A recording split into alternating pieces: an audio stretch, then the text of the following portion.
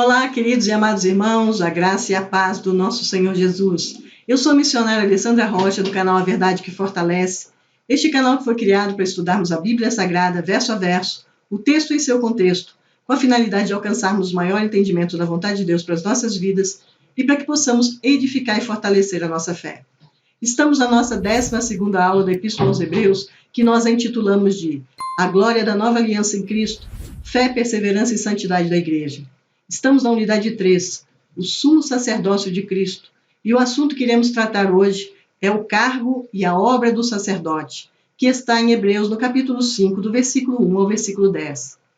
Após ter avisado claramente aos seus leitores do perigo da apostasia, o autor de Hebreus mostra-lhes como perseverar.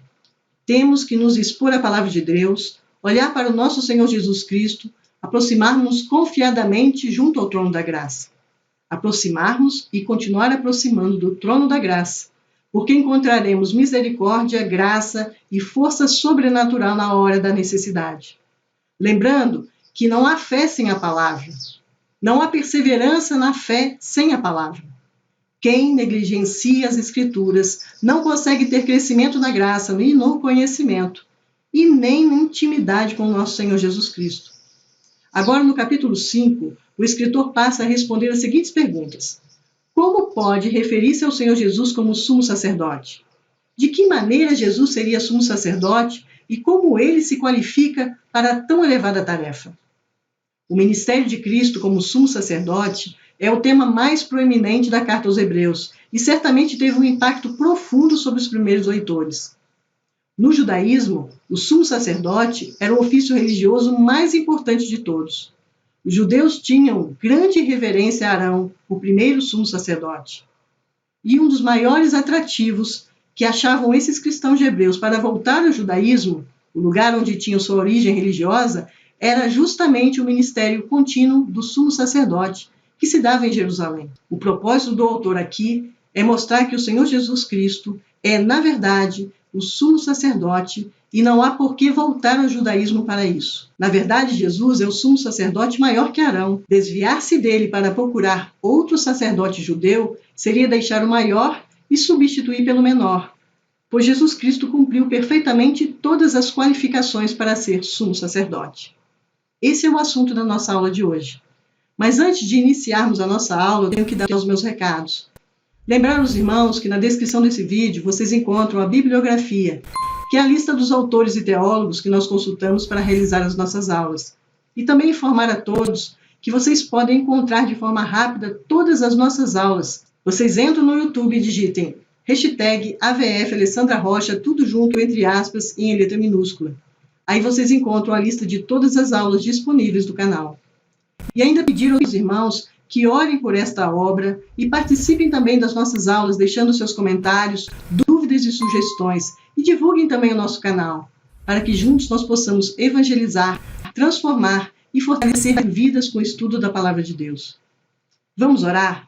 Senhor Deus, gracioso e generoso Pai, colocamos o nosso coração na Tua presença, Senhor. Ajuda-nos mais uma vez a compreender os ensinos desse estudo. Ilumina a nossa mente para que a nossa conduta se converta na vontade do Senhor. Certo que receberemos essa graça. Nós desde já te agradecemos, te louvamos e te bendizemos em nome de Jesus. Amém. O cargo e a obra do sacerdote. Vamos ler Hebreus capítulo 5, do versículo 1 ao versículo 4. Cada sumo sacerdote, sendo escolhido dentre os homens, é constituído nas coisas relacionadas com Deus, a favor dos homens, para oferecer dons e sacrifícios pelos pecados.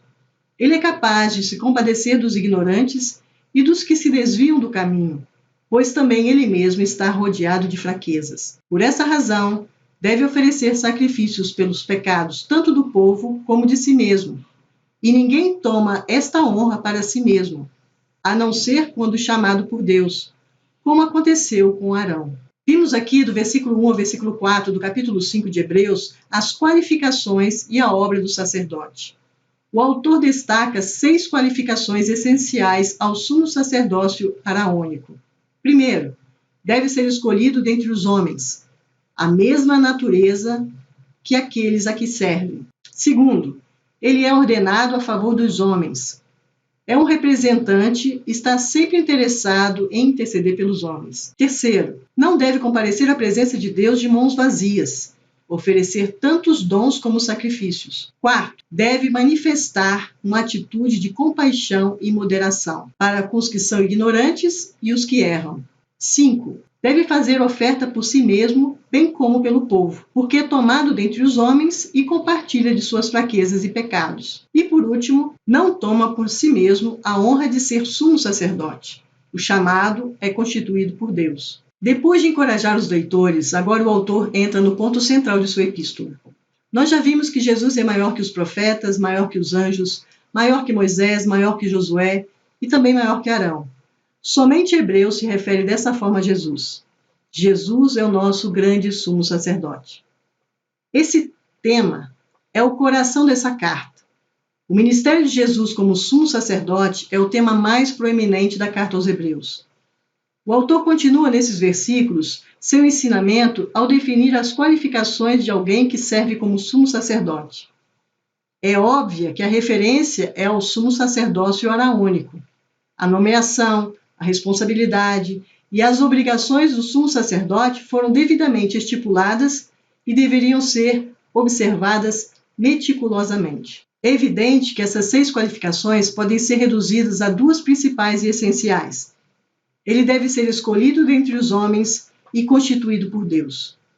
Entretanto, para o nosso estudo, para que ele fique completo, seguiremos a ordem encontrada nesses versículos que lemos, a qual vou falar resumidamente sobre cada ponto. Primeiro, deve ser escolhido dentre os homens, a mesma natureza que aqueles a quem serve.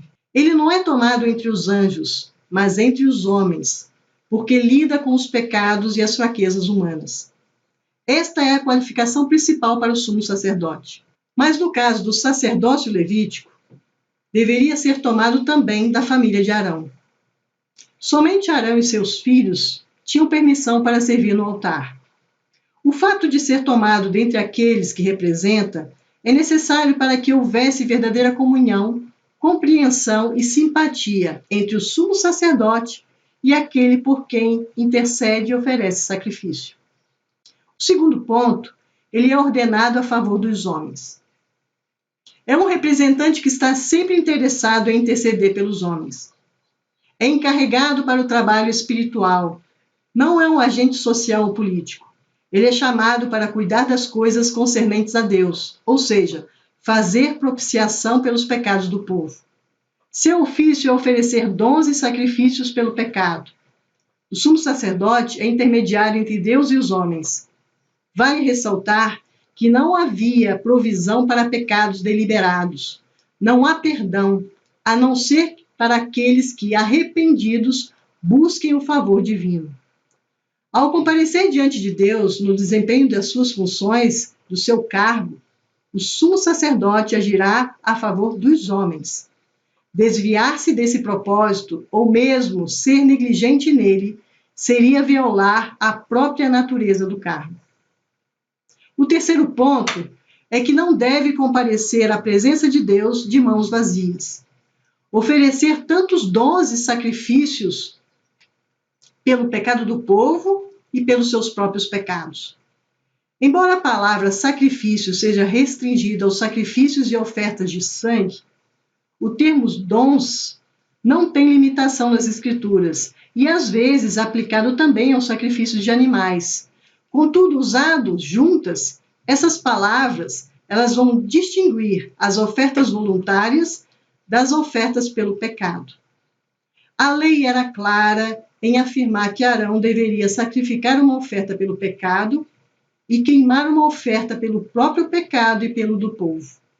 Vimos isso lá em Levítico, no capítulo 9, no versículo 7, em Levítico, capítulo 16, no versículo 6, versículo 15 e 16. Eu sugiro aos irmãos que leiam essas passagens bíblicas para aumentar o entendimento. Vamos agora ao nosso quarto ponto. Deve manifestar uma atitude de compaixão e moderação para com os que são ignorantes e os que erram. Compadecer-se é uma qualificação que está relacionada ao estado de espírito do sumo sacerdote, que deve ter ao apresentar a sua oferta. e tem a ver com a declaração de que é tomado dentre os homens, porque ele pode sofrer como eles, então ele deve compadecer-se deles. A moderação de sentimentos no sumo sacerdote e não desprezar o pecador, ela é produzida pela consciência de seus próprios pecados. E quanto aos ignorantes e os que desviam do caminho, ou seja, erram, entendemos que o escritor ele quer incluir todos os pecadores, todos os tipos de pecados cometidos por vontade ou omissão, pelos quais o sacerdote oferece expiação. O quinto ponto deve fazer oferta para si mesmo, bem como pelo povo, porque é tomado dentre os homens e compartilha de suas fraquezas e pecados. A referência aqui é ao grande dia da expiação, em que o sumo sacerdote oferece sacrifício por si mesmo e depois pelo povo. Eu destaco aqui duas verdades. O sumo sacerdote não tinha quem oferecesse expiação pelo seu próprio pecado. Por isso, estando rodeado de fraquezas, como o povo do qual foi tirado, deveria fazer expiação por si mesmo. Isso chama atenção para a imperfeição do sumo sacerdote araônico e prepara o caminho para a apresentação da perfeição de Cristo como Filho de Deus. A outra verdade está relacionada à necessidade de aptidão como qualificação para o sacerdócio. O sumo sacerdote deveria comparecer diante de Deus isento de culpa e ser aceitável ao Senhor antes de apresentar as necessidades do povo. No caso do sacerdócio levítico, esta era a purificação cerimonial e apontava para a necessidade de alguém que fosse sem pecado pessoal, inerente, o Filho de Deus. O sumo sacerdócio araônico, portanto, é simbólico e temporário. O de Cristo é real e eterno. O sexto e último ponto é que não deve tomar para si a honra de ser sumo sacerdote. O chamado é constituído por Deus. Característica final e suprema do sumo sacerdote. Ele é especificamente chamado por Deus para servir nessa qualidade. Aquilo que aperfeiçoa as qualificações de um sumo sacerdote é o chamado de Deus. Sendo assim, ninguém poderia legitimamente tomar para si essa honra, e os que presumiram fazê-lo sofreram castigo. O rei Saul, lá em 1 Samuel, capítulo 13, nós vemos que ele tentou desempenhar a função sacerdotal e perdeu o reino. Dá uma lida lá nesse capítulo 13 de 1 Samuel. Isso porque, uma vez que Deus é o ofendido, só ele pode nomear o sumo sacerdote por intermédio do qual o povo poderá chegar-se a ele. Esses versículos demonstram que Cristo satisfaz plenamente todas as qualificações de sumo sacerdote, e com uma dignidade, uma glória, maiores do que aqueles que se associam ao antigo sacerdócio levítico. Cristo é isento de todo defeito moral, exibe maior compaixão e capacidade intercessória que Arão jamais foi capaz. E assim deve ser hoje o ministério da palavra. Sem o chamado divino, o ministério da palavra torna-se um peso insuportável para o obreiro, para o pastor e para a igreja. Agora nós veremos os versículos 5 a 10. O que acabamos de estudar irá servir de introdução para o novo entendimento de que Cristo é sumo sacerdote da ordem de Melquisedeque, a nova ordem de sacerdócio. Vamos ver. Vamos ler Hebreus capítulo 5, do versículo 5 ao versículo 10. Assim também Cristo não glorificou a si mesmo para se tornar sumo sacerdote, mas quem o glorificou foi aquele que lhe disse: Você é meu filho, hoje eu gerei você. E em outro lugar também diz: Você é sacerdote para sempre, segundo a ordem de Melquisedeque. Ele, Jesus, nos dias da sua morte, tendo oferecido com forte clamor e lágrimas, orações e súplicas a quem podia livrar da morte, foi ouvido por causa da sua reverência.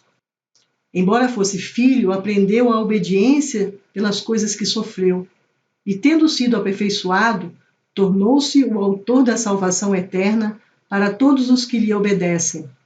E Deus o nomeou sumo sacerdote, segundo a ordem de Melquisedeque. Vimos aqui no versículo 5 a 10 do capítulo 5 de Hebreus, Cristo e a nova ordem do sacerdócio. O autor destaca o sacerdócio de Cristo, segundo a ordem de Melquisedeque. Deus escolheu os seus sacerdotes, escolheu Jesus, e cita o Salmo 2, verso 7, exaltação de Cristo. O Salmo 110, versículo 4, a profecia cumprida. Verdadeiramente homem, intercessor piedoso, aprendeu pelas coisas que sofreu. Cristo tornou-se autor da salvação e nomeado por Deus segundo a ordem de Melquisedeque. Vou esclarecer esses pontos destacados. Quero lembrar os irmãos que as 6 qualificações que nós vimos nos versículos de 1 a 4 podem reduzir-se a 2 principais: tomado dentre os homens e ser chamado por Deus. Assim, o que lemos agora foi considerado em primeiro lugar o chamado e depois a natureza humana do sumo sacerdócio, à luz de um novo elemento introduzido no último versículo, que é a nova ordem de sacerdócio segundo a ordem de Melquisedeque, e não segundo a ordem araônica ou levítica que nós vimos. Então, o autor, a princípio, enfatiza o ministério sacerdotal segundo a ordem levítica, destacando a figura de Arão. Agora ele volta a atenção para o sacerdócio de Cristo, segundo a ordem de Melquisedeque, que é a consumação do sacerdócio levítico. Aquele que era temporário e transitório, e este que é permanente e eterno. Aquele que era a sombra, e este que é a realidade. Então o autor destaca o sacerdócio de Cristo segundo a ordem de Melquisedeque. Por quê? Porque Deus escolhe os seus sacerdotes e escolheu Jesus. O autor usa o título Cristo associado ao sumo sacerdote, talvez porque o sumo sacerdote era ungido com óleo, e a palavra Cristo significa ungido. Sendo este o termo que melhor expressa o ofício de Cristo. O fato de Deus considerar uma honra para o seu filho tornar-se sumo sacerdote, por meio do quem todo aquele perdido e culpado que nele cresce seria salvo, manifesta um amor que excede todo entendimento, pois procede do coração infinito de Deus. É difícil para todos nós entender que Cristo deixou a sua glória, essa glória que tinha com o Pai antes que o mundo existisse, e considerar maior glória redimir-nos por sua morte de cruz, purificar-nos de todo pecado por meio do seu precioso sangue, e conceder-nos o Espírito para habitar em nós como consolador constante. O homem nunca compreenderá isso plenamente. Apenas ficará maravilhado e adorará a Deus. O autor cita o Salmo 2, no versículo 7. E este salmo contém palavras dirigidas àquele filho de Davi, que logo viria a ser identificado como o Messias. E visto que este seria sacerdote, Jesus, sendo o Messias, era também o sacerdote. Esse testemunho do Pai não apenas revela a obra sacerdotal de Cristo fundamentada em sua filiação divina, mas também a natureza dessa obra, que é por meio da filiação, ele restaura os homens à comunhão com Deus. Observamos que houve uma exaltação de Cristo e não da criação dele. O autor cita também o Salmo 110, no versículo 4. É um salmo messiânico. Tanto nosso Senhor como os apóstolos se referiam como profético a respeito das reivindicações de Cristo. Demonstra que Deus constitui o Messias no cargo sacerdotal, confirmando sua autoridade e o cumprimento da profecia deste salmo. Ao citar todo o versículo 4, o autor sucintamente menciona o assunto que pretende tratar de maneira extensa no capítulo 7. Porém, eu quero aqui destacar algumas características a respeito de Melquisedeque, que ilustram o caráter de Cristo como o verdadeiro sumo sacerdote daquela ordem. Primeiro, Melquisedeque era sacerdote por seu próprio direito, e não em virtude de suas relações com os outros. Segundo, era sacerdote para sempre, sem substituto e sucessor.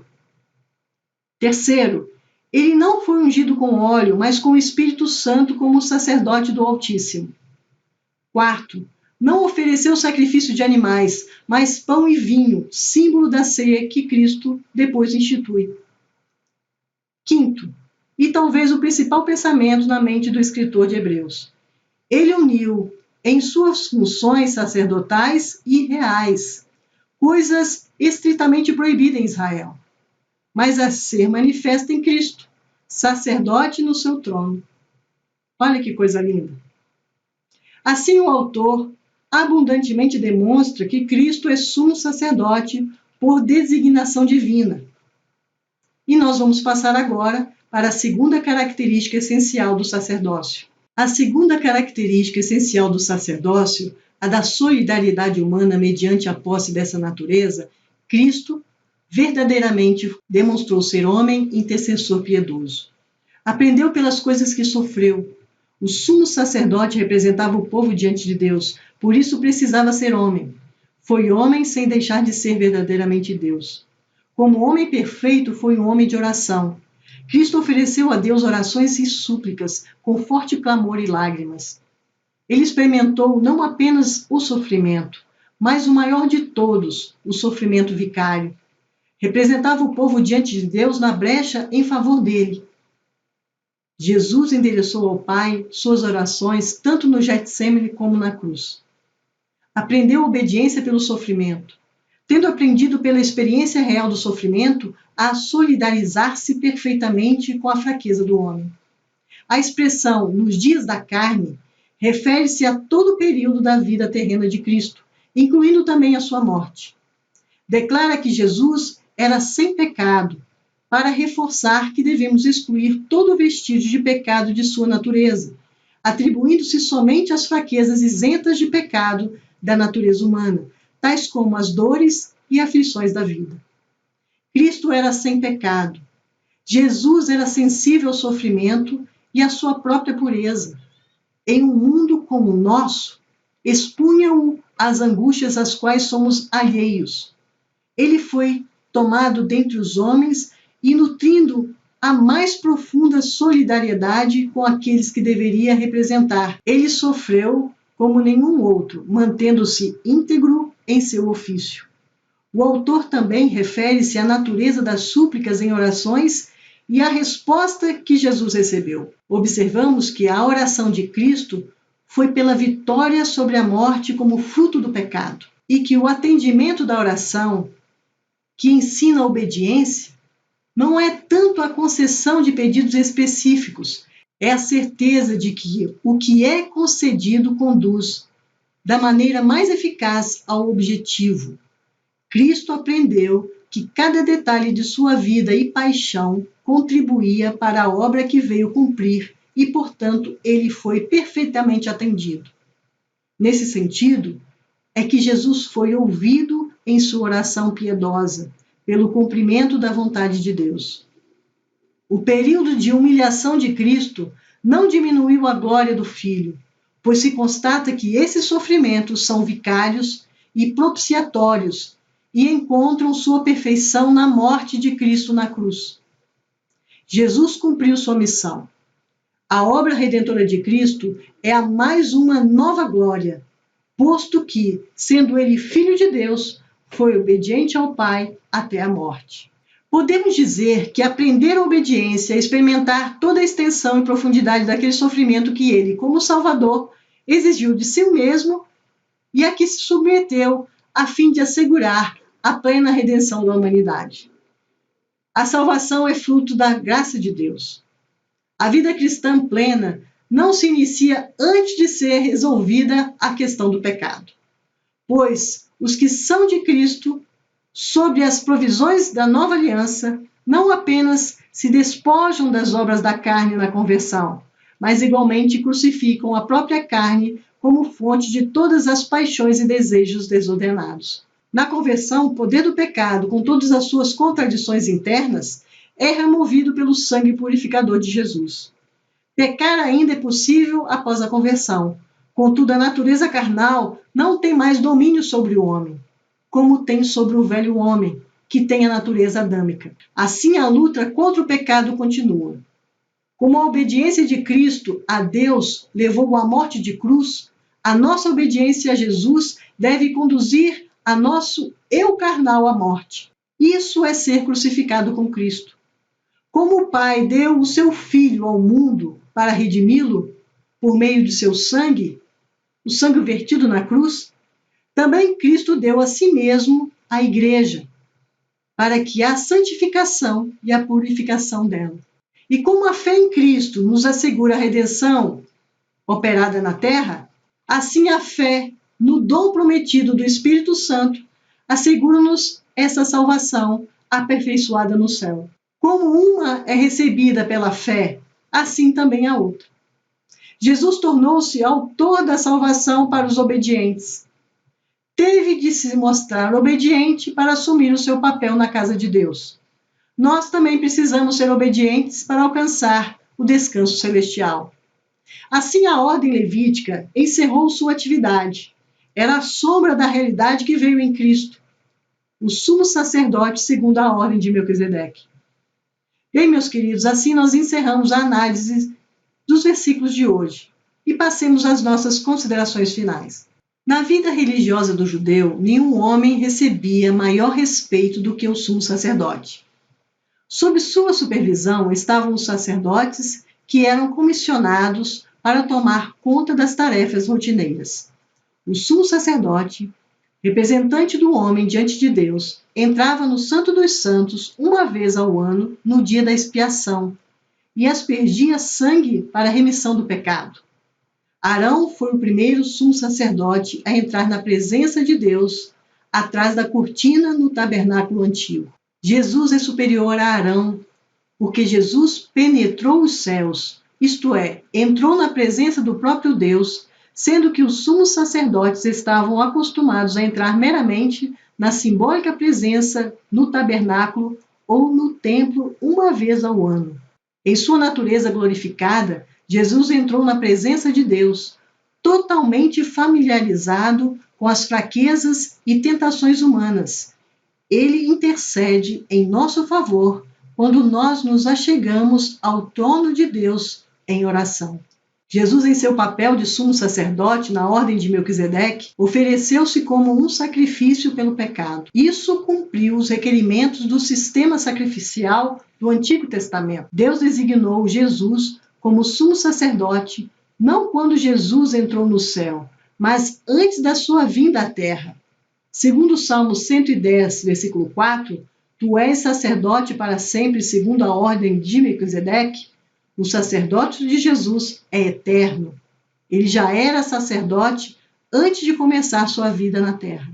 Assim, queridos, nós encerramos a nossa aula de hoje. Vamos orar? Maravilhoso Deus, gracioso e generoso Pai, agradecemos por esse estudo, Senhor. Clamamos mais uma vez, ajuda-nos para que a nossa conduta de vida seja espelhada no exemplo de Jesus. Por causa de sua obediência, se tornou o autor da nossa salvação.